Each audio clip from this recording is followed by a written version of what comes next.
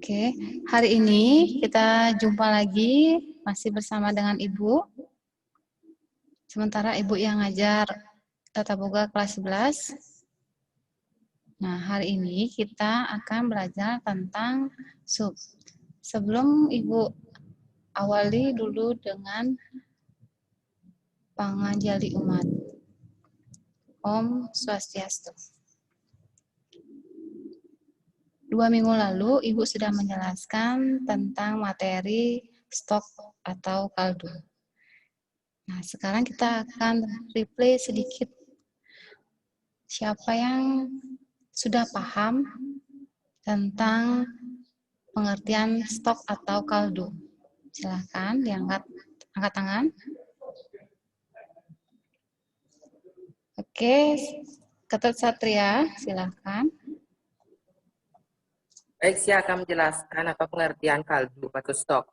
Kaldu atau stok adalah cairan yang dihasilkan dari rebusan daging atau tulang, sayuran, dan bumbu-bumbu dengan panas sedang sehingga zat ekstrak yang terdapat dalamnya larut dalam cairan tersebut. Ya, dari 11 sampai berapa? Sampai 7. Sampai 7, nomor absen. Nomor absen 32. Terima kasih Satria. Ya, Bu. Oke, untuk selanjutnya ada lagi yang bisa menjelaskan? Satu orang lagi.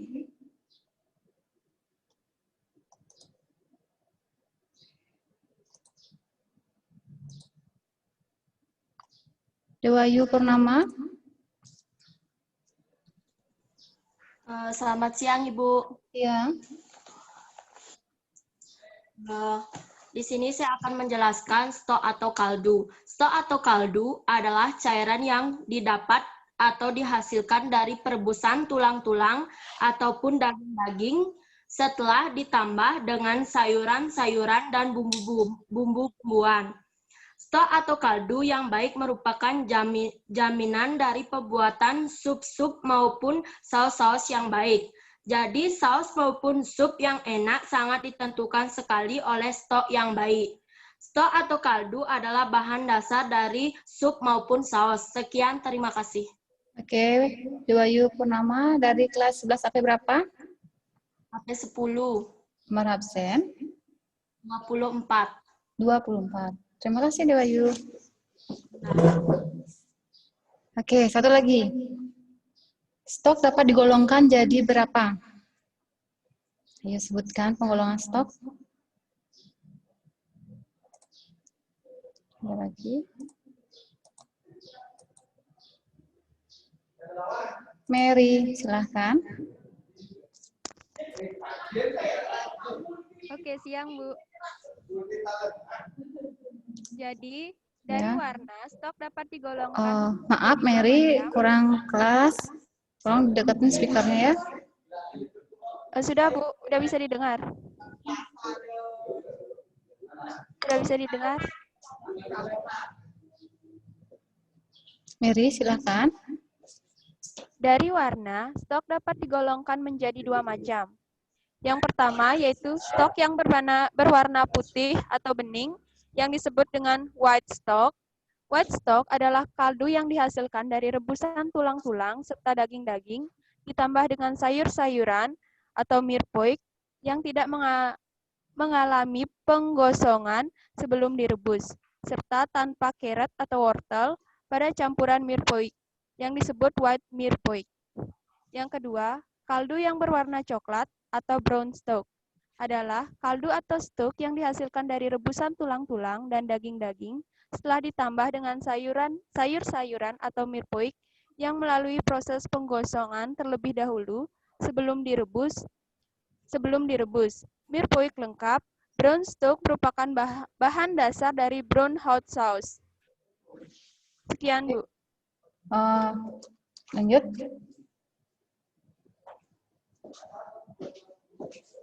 Mary.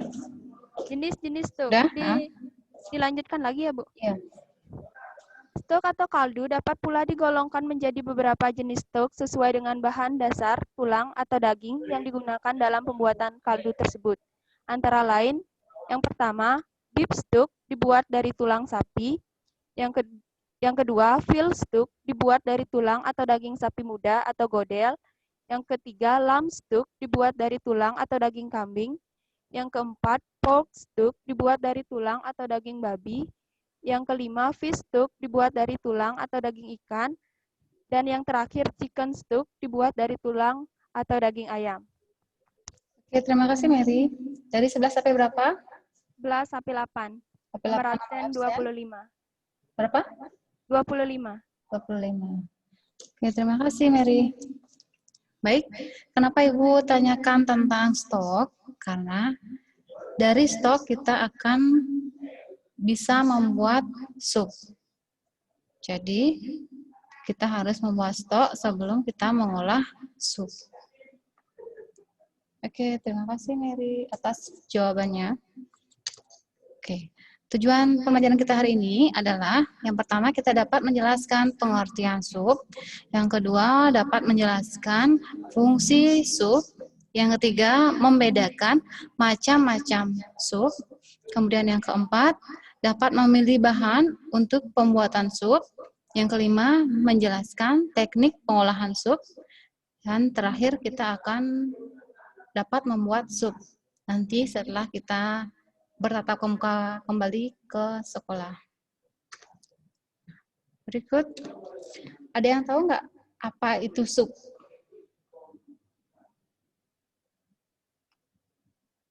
Ada tahu nggak apa itu sup?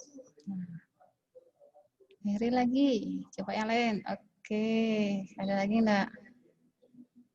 Partisipan, Mary dan Dewa Ayu. Oke, Dewa Ayu silakan. Ayu Purnama. Ya, Bu. Sup adalah makanan berkuah atau cair yang biasanya dihidangkan sebelum makanan utama. Jadi berfungsi sebagai makanan pembuka.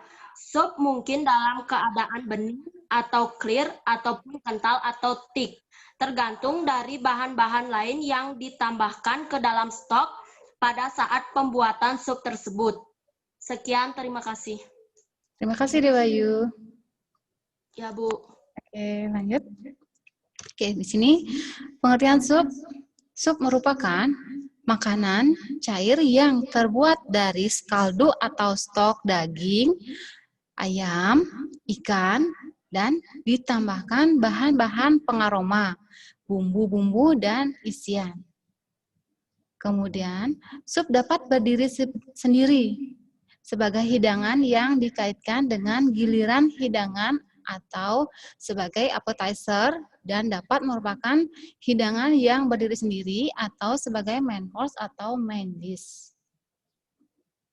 Jadi, sup itu bisa berdiri sendiri tanpa ada pendampingnya. Ya, lanjut. Nah, di sini ada salah satu contoh, ini adalah clear soup, contoh sup. Fungsi sup di sini pada hidangan kontinental mempunyai fungsi sebagai yang pertama adalah pembangkit selera makan, yang kedua penambah nilai gizi, yang ketiga penetral rasa pada lidah.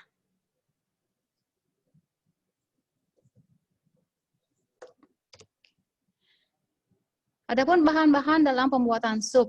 Nah, yang pertama itu ada bahan utama. Di dalam bahan utama itu terdapat dua bagian yang harus kalian siapkan terlebih dahulu. Yang pertama itu bahan isian. Berasal dari nabati, sayur-sayuran, dan sereal. Nah, kemudian yang kedua ada dua jenis stok, yaitu white stock dan brown stock. Nah, ini sudah kita bahas waktu 2 minggu yang lalu tentang pengolahan stok. Berikutnya ada bahan isian. Bahan utama itu pembuatan sup adalah stok atau kaldu, seperti yang sudah Ibu jelaskan 2 minggu lalu dan tadi sebelum kita menjelaskan tentang sup. Kemudian nomor B, bahan isian berasal bisa dari hewani, yaitu daging, unggas, ikan, dan jenis-jenis seafood. Di dalam pembuatan sup kita juga menggunakan bahan pengental. Nah, bahan pengental bisa terdiri dari berasal dari tepung, kemudian pure. Pure itu maksudnya dikentalkan oleh dirinya sendiri. Misalkan dalam pembuatan potato soup. Potato soup itu tidak perlu mengentalkan diri sendiri karena dia tekstur dari potato soup itu sudah kental. Kemudian dari bahan terbanyak yang digunakan dalam sup. Misalkan ada krim ditambahkan, kemudian ditambahkan dengan telur. Yang keempat, ada bahan pemberi rasa dan aroma. Bahan pemberi rasa dan aroma sup adalah, tadi Ibu dengar kata buket ya. Nah, itu salah, bukan buket. Yang benar adalah bouquet garni. Mirpuik. Nah, bukan mirpuik, mapuik ada dene. Nah, mirpoa, tulisannya mirpuik, tapi bacaannya mirpoa. Bouquet garni, mirpoa, lada, garam, dan sebagainya. Maksud dan sebagainya bisa itu ditambahkan penyedap. Ya. Kemudian, klasifikasi sup. Klasifikasi sup itu dibedakan menjadi 5. Yang pertama itu ada clear atau thin soup. Dengan nama lain, putih clear atau soup encer. Clear atau thin soup adalah sup yang dibuat dalam keadaan jernih, yaitu broth atau stok yang tidak dikentalkan. Ini contohnya seperti membuat vegetable soup. Dia jernih dan tidak ada tambahan pengental. Sup encer dihidangkan tanpa atau dengan isian dibuat dari berbagai sayur-sayuran dan daging. Nah, seperti contoh yang Bu sebutkan tadi, itu bisa clear soup itu bisa sup vegetable soup. Kemudian clear soup dapat dibedakan menjadi 3 bagian. Yang pertama, ini ada bahasa Prancis ya, broth bouillon atau bouillon de viande. Itu bahasa Prancis tuh. Merupakan clear soup yang paling sederhana dan tidak menggunakan bahan padatan. Bahan padatan itu artinya tidak butuh dia bahan pengental yang lain. Kekuatan aroma cairan dihasilkan dari proses simmering meat dan sayuran. Secara tidak langsung dia sudah membuat vegetable stock dan meat stock, ya. White stock di sini menggunakan. Kemudian di B, vegetable soup atau potage aux légumes merupakan clear soup yang dibuat dari stok atau kaldu atau broth dengan menambahkan 1 atau lebih sayur-sayuran dan kadang-kadang produk daging, unggas, ikan, dan sebagainya. Jadi di dalam satu sup itu sudah terdapat sayur-sayuran, kemudian ditambahkan dengan daging atau unggas, ditambahkan dengan kaldu. Itu contohnya seperti soto ayam. Ya, di sana terdapat sayuran, kemudian daging juga iya, stoknya juga ada. Konsum sup merupakan clear soup yang terbuat dari brown stock yang dijernihkan menggunakan meat clarification, artinya berasal dari daging cincang tanpa lemak dan putih telur. Merpoa yang dipotong-potong serta bahan asam dan dimasak menggunakan api kecil. Bahan asam di sini maksudnya bisa ditambahkan dengan lime juice atau vinegar. Sudah? Nah, di sini contoh konsum warnanya. Kemudian nomor 2, ada thick soup atau potage lace atau sup kental. Sup kental merupakan sup yang dibuat dengan menggunakan stok atau clear soup dikentalkan dengan bahan pengental seperti tepung, susu, krim, esen, ataupun dari bahannya sendiri dengan menggunakan ataupun tanpa isi. Seperti yang Bu jelaskan tadi, seperti yang Bu sebutkan tadi, contohnya seperti potato soup, kemudian pumpkin soup, itu tidak perlu membutuhkan bahan pengental tambahan, karena dia sendiri sudah termasuk pure soup, bisa mengentalkan dirinya sendiri. Thick soup dikelompokkan menjadi 5, yaitu yang pertama ada cream soup, merupakan sup yang dikentalkan dengan bahan pengental yaitu roux. Kemudian ditambah dengan susu atau krim, namun krim sup disesuaikan dengan bahan terbanyak yang digunakan dalam sup. Roux itu adalah campuran tepung dengan butter. Dia sebagai pengental pada pembuatan saus bisa, pada pembuatan sup bisa. Ya, jika nanti ada pertanyaan, apa bahan dasar pembuatan roux? Roux adalah terbuat dari campuran tepung dan butter yang dipanaskan. Contohnya di sini, contoh cream soup, cream of corn soup, kemudian cream of chicken soup, cream of asparagus.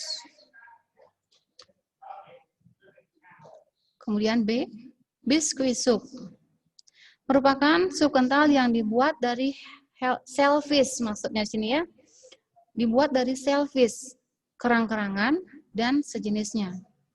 Sup ini penyiapannya seperti cream soup, yaitu penyelesaiannya hampir selalu dicampurkan dengan roux atau krim. Dia ditambahkan pengental. Bisa ditambahkan roux pengentalnya, bisa ditambahkan krim pengentalnya. Sup ini juga disebut dengan sup mewah karena relatif lebih mahal dan kaya dalam rasa. Biskuit sup ini biasanya terbuat dari shrimp, seafood. Nah, contoh di sini shrimp biscuit sup.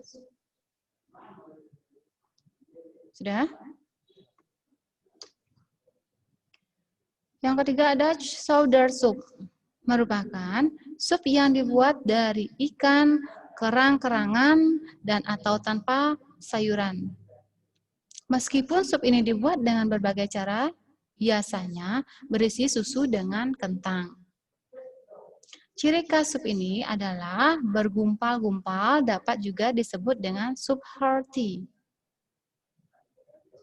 Contoh dari chowder soup yaitu fish chowder. Yang keempat, ada pottage soup. Pottage soup merupakan istilah umum untuk sup. Di Prancis, pottage merupakan istilah sup encer atau clear soup. Sup ini dibuat dengan cara penambahan bahan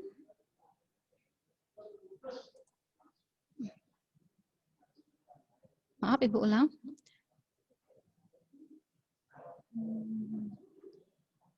Di Prancis, pottage merupakan istilah sup encer atau clear soup.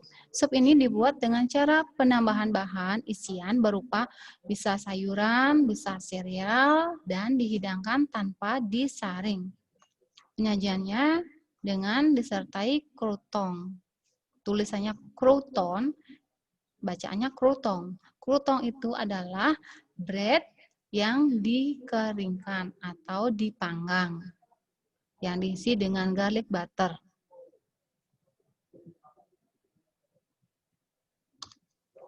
Kemudian nomor 5 ada pure soup. Pure soup merupakan sup yang dikentalkan dengan cara puring, penghancuran atau penghalusan satu atau lebih bahan sup. Biasanya sup pure soup itu ditambahkan umpamanya bahan dasarnya adalah potato. Kemudian potato itu bisa dicampur dengan leek, celery. Lanjut. Sup pure dapat dibuat dari bahan-bahan yang mengandung zat tepung seperti kentang, labu kuning atau pumpkin, wortel, dan sebagainya. Pure soup tidak sehalus cream soup. Jadi pure soup itu tidak halus teksturnya seperti cream soup. Karena dia terbuat dari bahan itu sendiri kemudian di blender. Dapat juga dibuat dengan penambahan krim atau susu. Nama sup ini disesuaikan dengan bahan terbanyak yang digunakan. Umpamanya membuat pumpkin soup. Pumpkin soup itu biasanya ada tambah-tambahannya seperti vegetable-nya, leek, seleri, itu ditambahkan. Jadi bahan yang paling banyak sup itu bahan yang paling banyak dari sup itu sehingga supnya dinamakan seperti pumpkin soup. Pumpkin lebih dominan dari seleri dan leek. Contoh dari pure soup yaitu pure of potato soup, pure of pumpkin soup, pure of carrot soup.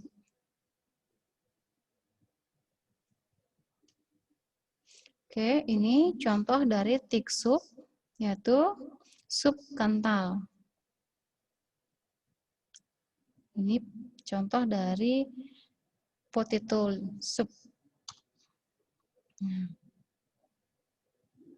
Ini contoh thick soup atau sup kental.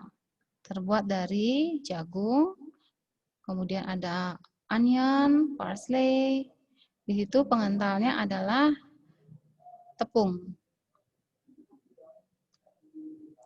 Kemudian nomor 3 ada special soup. Merupakan sup yang terbuat dari bahan yang khusus atau istimewa dan cara pengolahan yang halus atau istimewa pula. Mengapa disebut spesial atau istimewa?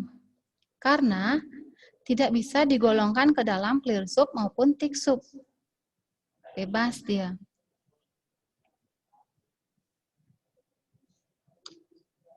Yang keempat ada national soup. Merupakan sup yang terbuat dari bahan yang khusus, cara pengolahan yang khusus, dan berasal dari suatu negara. Nah, contohnya di sini biasanya kayak di Indonesia itu ciri khasnya adalah soto ayam atau soto Bandung. Soto Bandung itu berasal dari Bandung. Jadi dia disebut juga sebagai national soup. Kalau di Bali, Jukut Ares itu bisa dikatakan sebagai national soup karena dia berasal dari daerah Bali. Tidak di Jawa.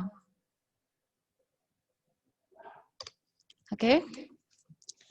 Dari materi yang Ibu sampaikan, apakah ada pertanyaan seputaran tentang sup? Oke, Dewayu Purnama.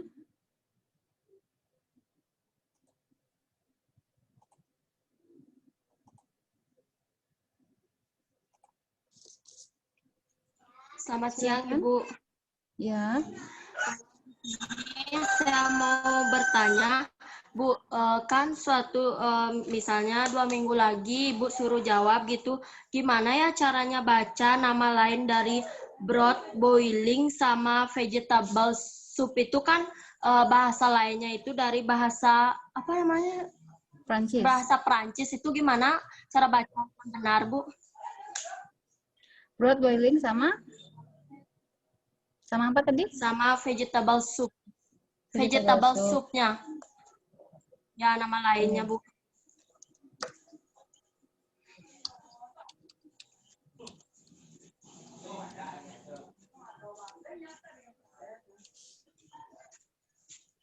Ya, ini maksudnya. Ya, Dewayu. Ya, Ya. ini Bu, nama Broth lain. boiling. Nah, Ya. kalau bahasa Perancis itu dia dibaca broth boiling. Tulisnya boilion, tapi dibacaannya broth boiling. Ya, kemudian vegetable soup biasa, vegetable soup, kemudian nama lainnya potage au legume.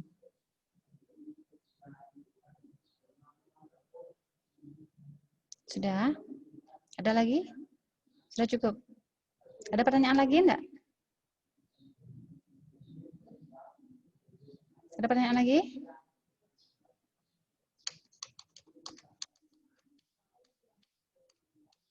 Oke, dari materi yang Ibu jelaskan, dapat Ibu simpulkan bahwa sup merupakan cairan yang terbuat dari kaldu atau stok, daging ayam, ikan, dan ditambahkan bahan-bahan pengaroma, bumbu, dan isian. Bahan pengaroma itu bisa seperti bouquet garni, mirepoix, kemudian seleri, onion, itu bisa. Kemudian pada makanan kontinental, sup berfungsi sebagai pembangkit selera makan, penambah nilai gizi, dan penetral rasa pada lidah. Bahan-bahan pembuatan sup ada 4. Yang pertama, bahan utama, yaitu bisa berasal dari sayur-sayuran dan stok. Kemudian yang kedua, bahan isian, yaitu berasal dari daging, unggas, ikan, atau sejenis seafood. Yang ketiga, ada bahan pengental, itu bisa dari tepung, pure, dari bahan terbanyak yang digunakan dalam sup, kemudian krim dan telur. Oh ya, satu lagi, bahan pengental itu bisa juga dari roux. Itu campuran tepung dengan butter. Kemudian yang keempat, bahan pemberi rasa dan aroma. Di sini terbuat dari bouquet garni. Kemudian ada mirepoix, ada lada, ada garam. Kemudian, sup dapat diklasifikasikan menjadi 2, yaitu clear soup dan thick soup atau sup kental. Jadi, pembuatan sup sangat dipengaruhi oleh kaldu atau stok. Jika kaldunya keruh atau jelek atau dia rusak, itu akan mempengaruhi kualitas dari pembuatan sup. Ya, jadi pembuatan kaldu atau stok sangat berpengaruh terhadap kualitas dari pembuatan sup. Baik, sekian dari materi yang Ibu jelaskan. Apa ada yang ingin bertanya? Tidak. Oke. Silakan nanti dibaca-baca lagi. Jika ada tugas di e-learning, silakan kalian buat. Karena tadi kita mulai dengan penganjali umat, maka Ibu akhiri hari ini dengan Parama Santi.